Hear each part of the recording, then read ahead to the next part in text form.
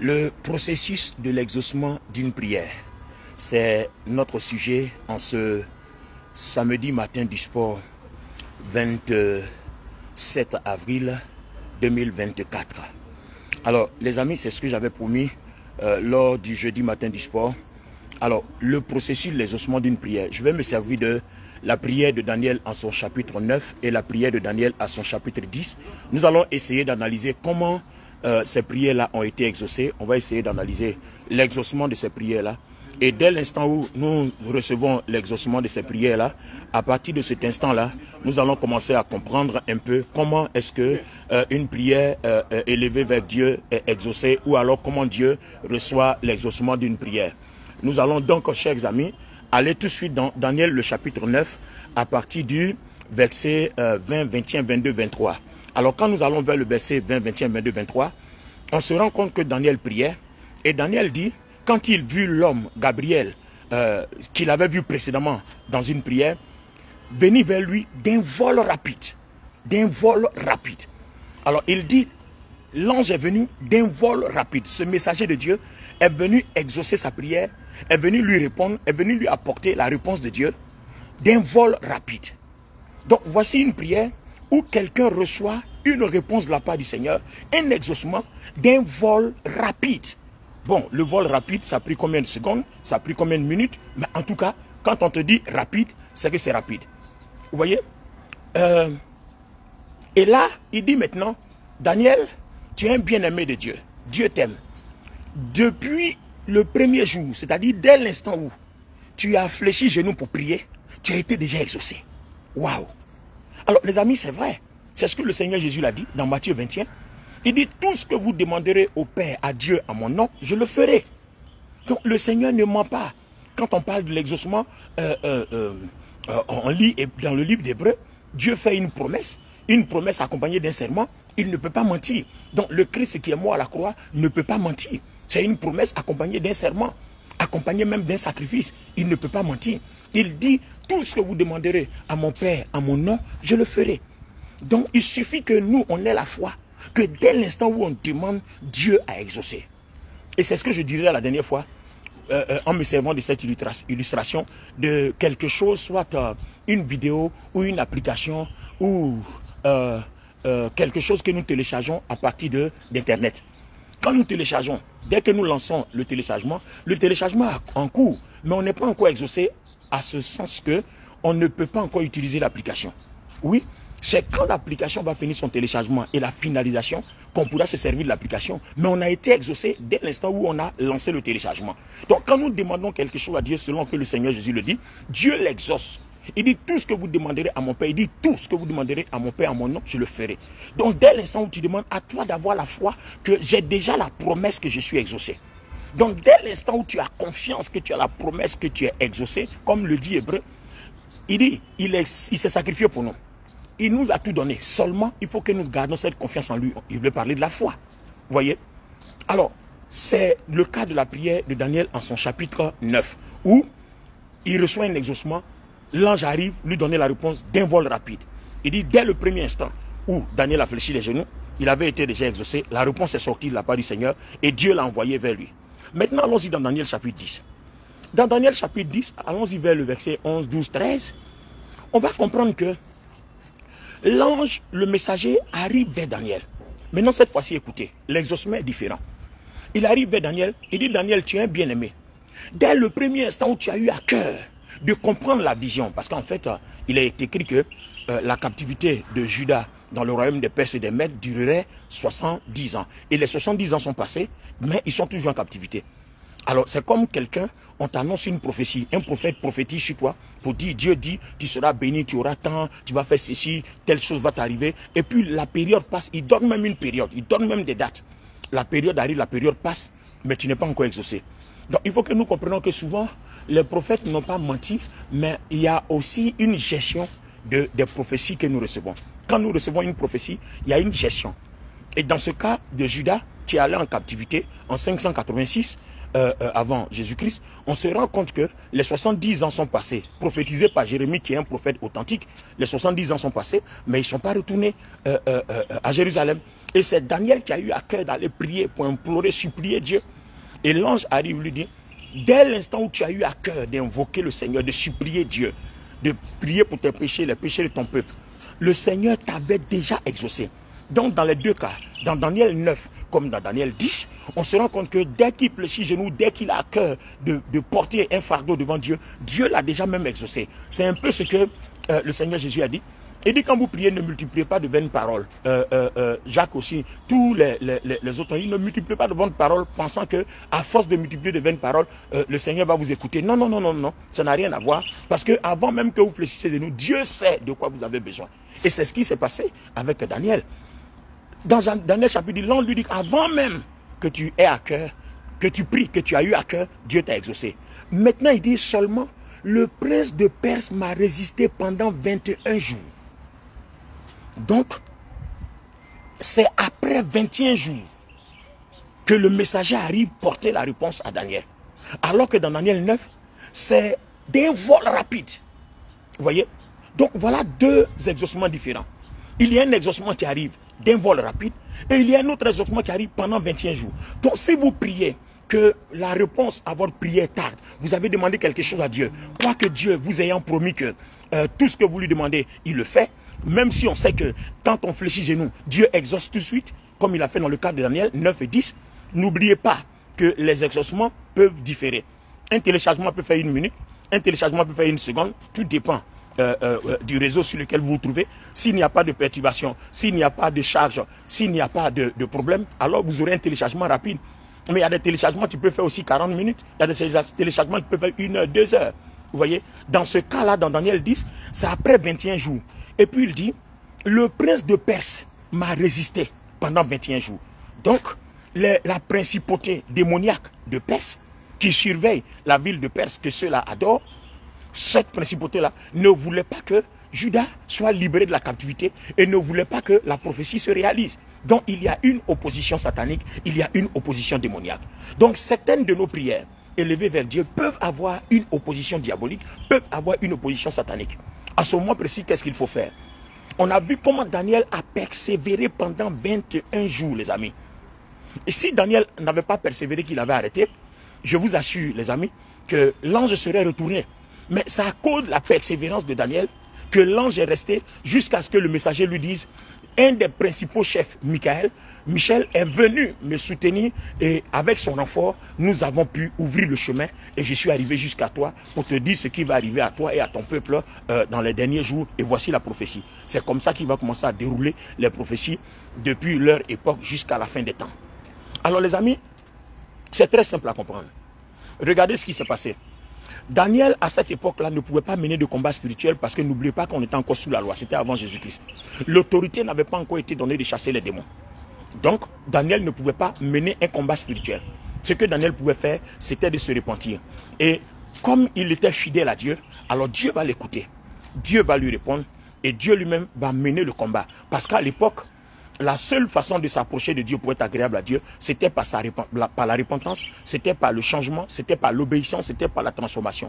Et aujourd'hui, Christ est notre obéissance, Christ est notre transformation, Christ est notre justice, Christ est notre exaucement dans 1 Corinthiens 1, le verset 30. Donc Christ a tout accompli pour nous. Donc il suffit que nous ayons la foi en Christ, nous sommes agréables à Dieu comme le dit Hébreux 11, pour pouvoir comparaître et mener des combats parce que nous avons reçu le pouvoir de marcher sur les serpents et les scorpions. Et dans Éphésiens chapitre 6, il a dit, revêtez-vous de toutes les âmes spirituelles pour combattre contre les esprits mauvais, les dominations, les autorités, les esprits méchants dans les lieux célestes. Or, à cette époque-là, Daniel n'avait pas ce privilège-là.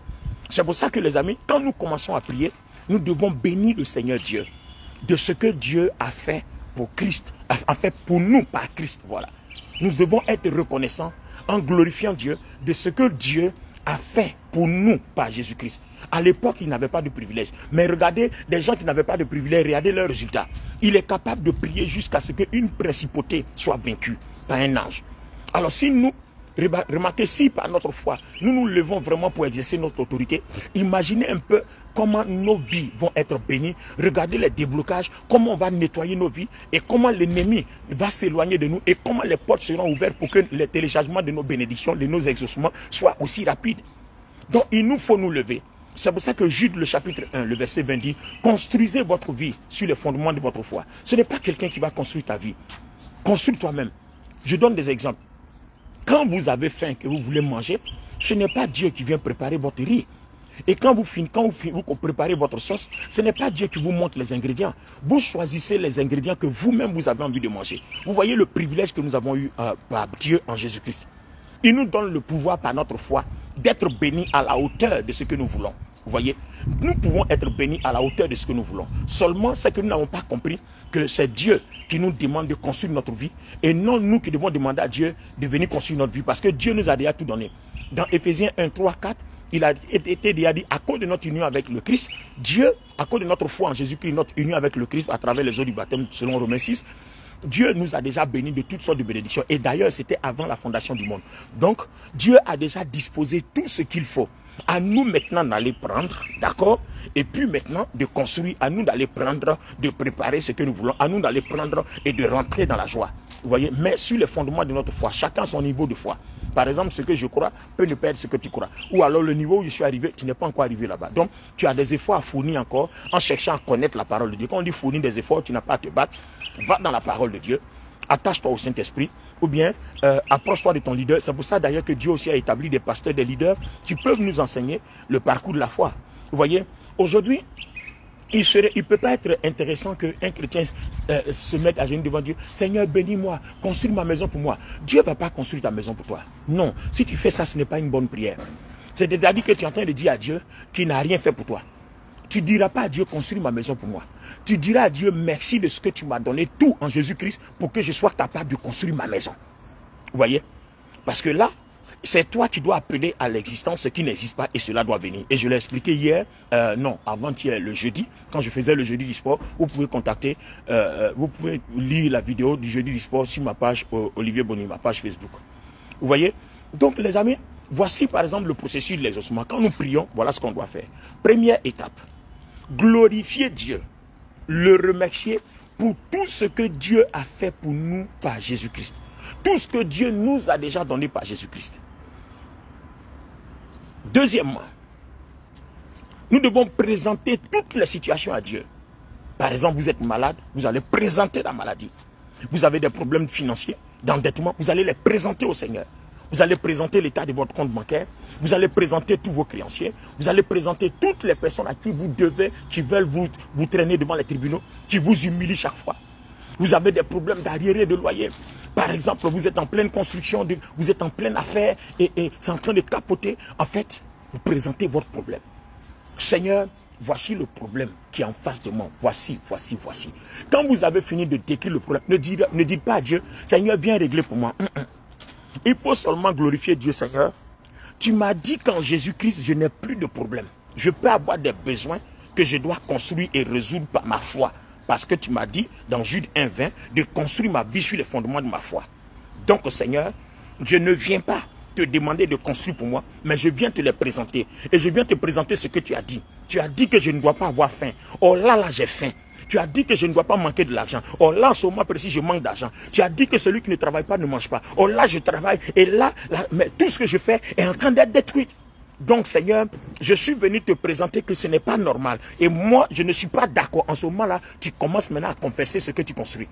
Je ne suis pas d'accord parce que ce que tu as dit, c'est pas ce qui se passe dans ma vie. Vous voyez, tu commences maintenant à manifester ta foi. Et si ce que tu as dit, ce n'est pas ce que je vis, moi, je refuse. Je refuse parce qu'il faut que ce que tu as dit se produise dans ma vie. Donc par la foi, je ne suis pas d'accord que toi tu dises qu'en Jésus-Christ je suis béni et que là je suis pauvre, je n'ai que des problèmes, je suis malade, maladie incurable, tous les problèmes me tombent dessus, mes enfants sont des voyous, mes enfants sont dans la drogue, sont dans ceci. Vous voyez, vous citez tout ça et vous n'êtes pas d'accord parce que vous dites que votre foi n'accepte pas la situation. C'est ça les amis. Et quand vous arrivez à cette deuxième étape où vous avez présenté toutes les situations devant Dieu, et les épreuves que vous vivez devant Dieu, vous avez présenté devant Dieu, et que vous avez manifesté votre foi, votre désaccord avec tout ce qui est mauvais, parce que Christ a été élevé, sacrifié, mort, ressuscité, pour que nous soyons bénis. Depuis que Christ a été élevé, mort, ressuscité, il n'y a plus de problème. La Bible dit qu'il n'y a plus de condamnation. Donc, normalement, toutes les portes, les voies sont ouvertes. Il ne faut pas avoir une foi de défaite. il faut rester dans ce que Dieu a déjà dit et ce que Dieu a déjà fait pour toi. Parce que si tu confesses autre chose, c'est comme si tu es en train de dire à Dieu qu'il n'a rien fait. Et Dieu n'écoutera pas. Vous voyez? Alors les amis, une fois que vous avez présenté, que vous avez manifesté votre désaccord, alors si votre foi manifeste ce désaccord, il faut maintenant exprimer votre foi. Alors n'oubliez pas que dans Marc chapitre 11, le Seigneur Jésus a parlé au figuier. Et le figuier a séché 24 heures plus tard. Et il nous dit, dans le verset 23, toujours dans Marc 11, il dit, si vous avez la foi, vous direz aussi à cette montagne, ôte-toi de là, et la montagne écoutera. C'est un message qui nous lance. Le Seigneur Jésus nous lance un message. Ça veut dire que si nous aussi nous parlons à nos problèmes, si nous parlons à la maladie, si nous parlons aux problèmes financiers, nous parlons à la mort, nous parlons aux démons, nous parlons à toutes les situations démoniaques, ils nous écouteront et nous libéreront. Et ça, nous devons comprendre. Il dit, je vous ai donné le pouvoir. Donc nous, on a cette autorité qu'à l'époque, Daniel n'avait pas. Vous voyez? À ce moment précis, là, tu vas parler à ton problème. Le problème qui fait que souvent, nos maladies ou bien nos situations ne nous libèrent pas, c'est que on glorifie Dieu, on présente les problèmes à Dieu, et puis on dit à Dieu, viens les régler pour nous. Non, alors que Dieu ne prend pas la cuillère pour la mettre à ta bouche, non. C'est toi qui fais le menu de ta sauce, tu prépares, et c'est toi-même qui sais qu'à un moment donné, il faut mettre ça à feu doux pour que ça soit agréable, pour que la cuisson soit bien, etc. Et c'est toi qui sais quel genre de couvert tu dois déposer sur la table pour que ça marche. C'est pas Dieu qui fait ça. Il t'a donné l'intelligence, il t'a donné la sagesse, l'autorité, le pouvoir de le faire. Donc ne viens pas présenter ton problème à Dieu, puis dis à Dieu, Seigneur, viens faire ça pour moi. Non. Quand tu as fini là, parle à la maladie. Si la maladie c'est une tumeur dans le cerveau, parle à la tumeur. Tu dis, cerveau, je m'adresse à toi, je te parle au nom de Jésus-Christ. Quand tu dis au nom de Jésus-Christ, tu es en train de dire à Dieu, je te parle à cause de ce que Jésus-Christ a fait. Et comme Dieu promet que, à cause de ce que Jésus-Christ a fait, nous sommes déjà bénis, alors tu vas rappeler à Dieu son souvenir que, à cause de Jésus-Christ, nous avons déjà tout donné. Vous voyez, à cause de Jésus-Christ, on a droit à la guérison. À cause de Jésus-Christ, on a droit à la délivrance. À cause de Jésus-Christ, on a droit au miracle. Donc, tu vas parler à ton cerveau. Tu parles à ton cerveau, tu dis, Dieu ne t'a pas créé pour que tu aies une tumeur qui m'empêche d'avoir une bonne santé, une bonne intelligence, une bonne vie. Quand Dieu t'a créé, il n'y avait pas de tumeur. Et même si à l'époque, la loi, à cause du péché, la loi du péché te permettait de venir te mettre la tumeur, alors Jésus-Christ a tout accompli. Donc à cause de Jésus-Christ, la Bible dit, par ses maîtres, ici je suis guéri. Donc tumeur, tu n'as pas ta place. Cerveau, la tumeur n'a pas la place en toi. Donc je m'adresse à toi. À partir de cet instant, je déclare au nom de Jésus-Christ pour dire, à cause de ce que Dieu a fait par Jésus-Christ, tu meurs, tu disparais maintenant. Je réclame la paix dans mon cerveau. Je réclame ton éradication totale. Je maudis ta place que tu occupes. Et je bénis mon cerveau. Car mon cerveau a été béni dans la crucifixion, dans la mort et la résurrection de Jésus-Christ. Et je déclare mon cerveau totalement guéri. Je déclare mon cerveau totalement libéré. Et comme si votre cas est la maladie, c'est comme ça que vous priez. Que ce soit le cœur, les reins, insuffisance rénale, poumon, estomac, en tout cas, problème financier, parlez à votre compte bancaire. Les amis, ce n'est pas bête. Là, on est dans le surnaturel, c'est la foi, ce n'est pas bête. Parlez à votre compte bancaire, oui les amis. Parlez à votre compte bancaire. Vous voulez expérimenter Dieu ou quoi? Vous voulez l'expérimenter ou vous ne voulez pas l'expérimenter? Parlez à votre compte bancaire. Ce que je vous dis là, c'est des choses que j'expérimente. C'est pour ça que je vous parle, vous voyez, je parle avec une véritable assurance parce que je vis ce que je suis en train de vous dire. Ce n'est pas faux, c'est vrai. Je n'ai pas entendu ça quelque part et puis je suis venu vous dire.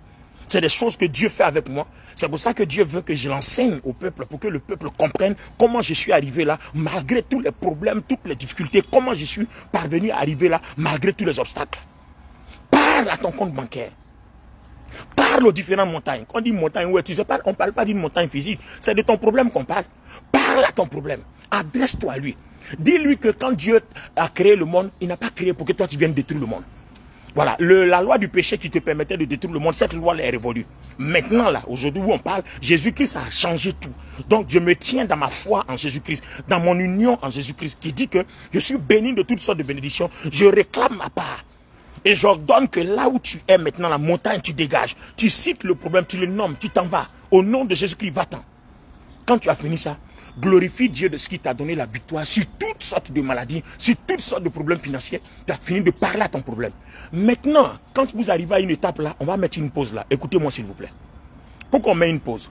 On vient de voir Daniel 9, Daniel 10. Et on réalise que ce soit dans Daniel 9 ou Daniel 10, Toute prière est exaucée tout de suite, instantanément. D'accord? Mais l'exaucement diffère parce que dans le premier cas, dans Daniel 9, le messager arrivait d'un vol rapide. Il n'avait pas d'opposition. Donc vous pouvez adresser une prière à Dieu, ça arrive rapidement, ce jour-là, il n'y a pas d'opposition. Mais dans Daniel 10, on se rend compte que le prince de Perse a résisté, il y a eu un combat spirituel. Alors vous allez me poser la question, pourquoi l'autre a eu opposition et ici il n'y a pas eu d'opposition? Écoutez, la seule raison, c'est que Satan n'est pas omniprésent. Ah oui, les amis, Satan n'est pas omnipotent. C'est-à-dire, là où je suis arrêté, si je vous parle, Satan peut ne pas être ici. Parce qu'il est occupé à quelque chose ailleurs. Satan ne peut pas se multiplier 1000 fois comme Jésus-Christ, qui par le Saint-Esprit est partout à la fois. Satan n'est pas comme ça. Il envoie seulement des messagers. Et si ces messagers sont occupés en train de faire un travail ailleurs, qu'en ce moment précis là, tu es libre. Eh bien, écoutez, les amis, c'est la grâce de Dieu. Ta prière arrive tout de suite.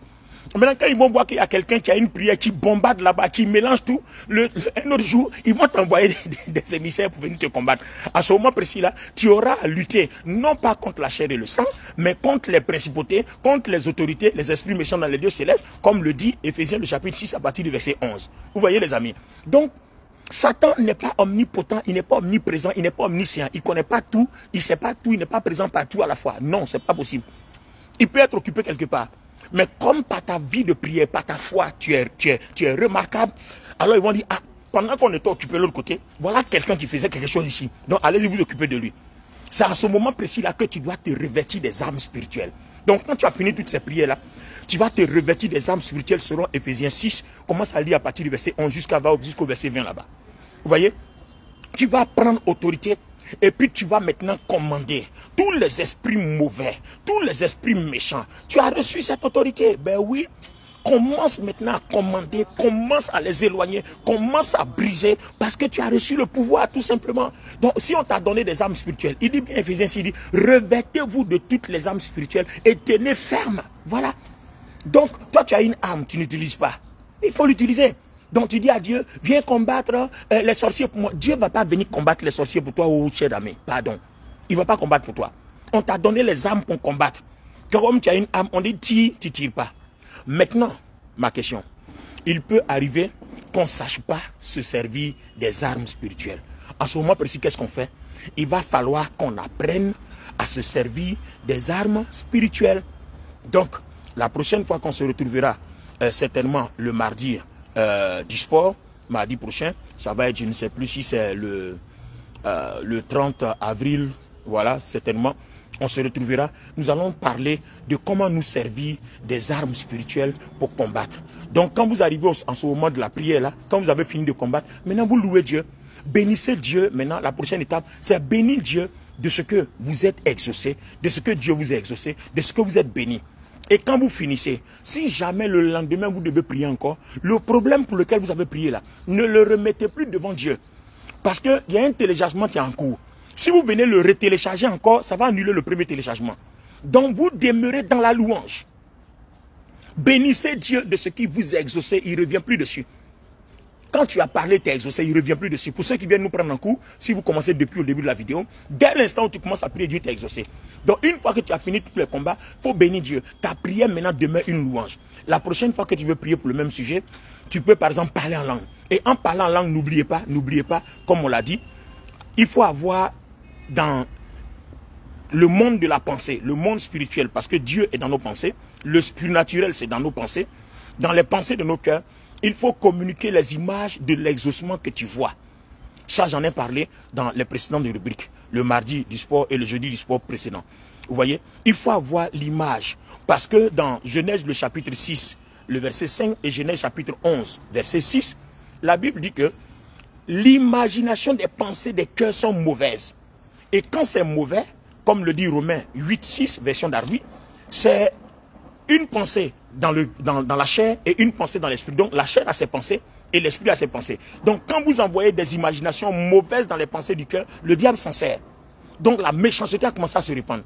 Et ainsi dans Genèse 11, le verset 6, on se rend compte que ils ont décidé de construire une tour de Babel. Ils se sont assis, ils ont imaginé comment cuire des briques avec du bitume, monter des immeubles, des étages, jusqu'à ce qu'ils arrivent au ciel. Et Dieu a dit, voilà, on ne peut plus rien contre eux, parce que voilà ce qu'ils ont décidé dans leur imagination de faire. On ne peut plus les arrêter. Ce qu'on peut les arrêter, c'est de confondre leur langage pour qu'ils ne s'entendent plus.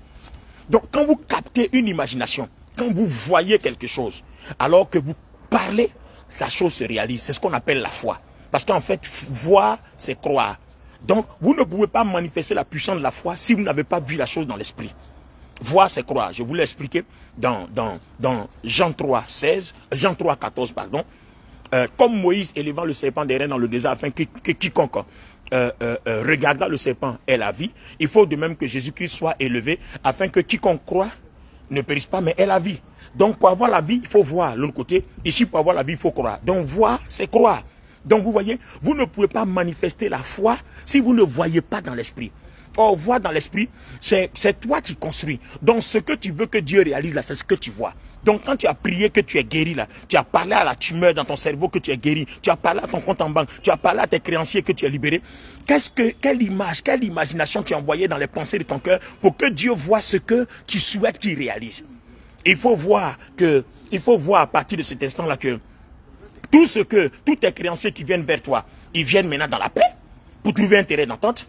On te donne la latitude de pouvoir payer sans qu'on t'envoie en prison. Il faut voir ça, il faut voir la scène. Il faut voir aussi, comme on appelle ça, la tumeur qui n'existe plus dans ton cerveau. Il faut voir ton cerveau qui est totalement libéré. Il faut voir la paix que tu as. Si tu avais des maux de tête, il faut voir que tu ne les as plus. Donc pendant que tu parles en langue maintenant pour glorifier Dieu prochainement, quand tu veux louer Dieu pour le sujet, il faut voir tout ça. Donc voici le processus de l'exaucement d'une prière. Donc la prochaine fois, si tu veux demander, il faut que ce soit un autre sujet, mais pas le même sujet que tu as déjà demandé. Alors je récapitule, chers amis, le processus de l'exaucement. En ce samedi du sport matin, 27 avril 2024. Quand vous priez, glorifiez Dieu pour ce que Dieu a déjà accompli par Jésus-Christ. Deuxièmement, présentez toutes les situations devant le Seigneur. Quand vous avez fini de présenter toutes les situations devant le Seigneur. Troisièmement, il faut que votre foi soit en action. Parce que n'oubliez pas, Jude 1:20, c'est vous qui construisez. Commandez et dites que vous n'êtes pas d'accord parce que Dieu a dit que par Jésus-Christ, il a fait ci, il a fait ça, il a fait ça. Donc toi, tu n'es pas d'accord que telle chose arrive. Donc tu vas parler à la chose, que ce n'est pas sa place. Et si c'est une maladie, tu vas ordonner que la chose te quitte et que tout soit rétabli parce que c'est ce que Christ a dit. Il dit par ses maîtrises, on est guéri. Si c'est un problème financier, vous parlez, peu importe la situation. Et pendant que vous parlez, n'oubliez pas que c'est vous qui construisez. Donc ce que vous voulez que Dieu fasse là, il faut déjà voir dans votre imagination. Donc il faut envoyer un signal à Dieu dans le monde spirituel qui est le monde de nos pensées. Parce que Dieu nous parle par nos pensées, Dieu intervient dans nos pensées. Une fois que vous avez fini ça, à ce moment précis là, n'oubliez pas qu'il y a une louange qui s'impose. Vous devez remercier Dieu de ce que vous êtes exaucé. Parce que c'est comme ça. Daniel 9, Daniel 10, peu importe l'opposition démoniaque, on est exaucé. Maintenant, après la louange, il va falloir t'adresser à une autre étape. Je ne sais plus si on est à la 4e ou à la 5e.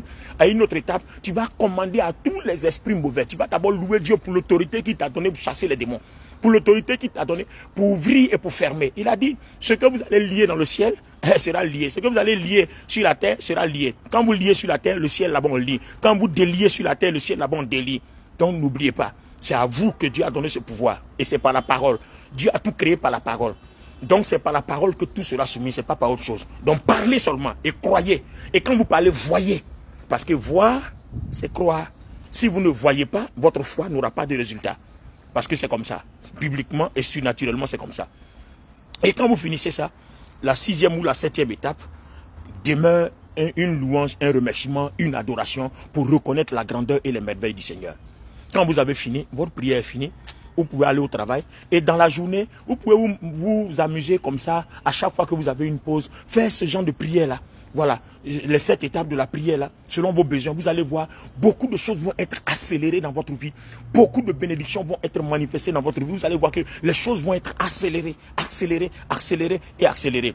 C'est vrai qu'avant on priait mal, donc vous voyez, on était exaucé, mais ce n'était pas les mêmes résultats. C'était parce qu'on ne savait pas prier, on ne savait pas combattre, on ne savait pas, on continuait à redemander les choses, on refaisait les téléchargements. Tu as dit une prière à Dieu, Dieu l'a exaucé, et le lendemain encore tu viens demander une chose parce que tu n'as pas vu l'exaucement.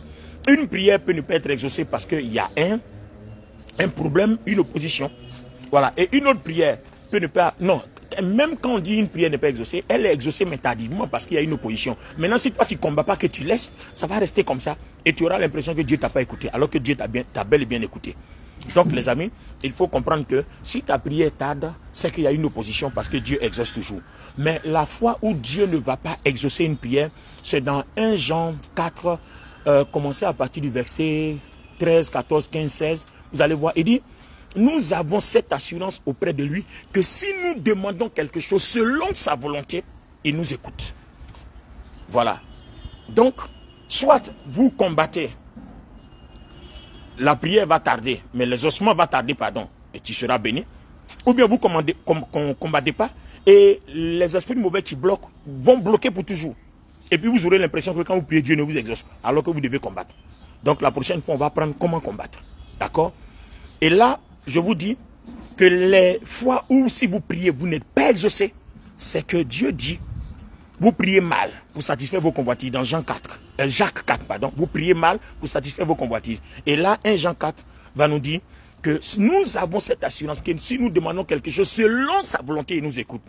Mais la version parole de vie va mettre le coup de marteau. La version parole de vie dit, nous avons cette assurance auprès de lui que si nous demandons quelque chose qui est bon pour nous, alors il nous écoute. Bon pour nous. Vous voyez? Donc la volonté de Dieu ne concerne que des choses qui sont bonnes pour nous.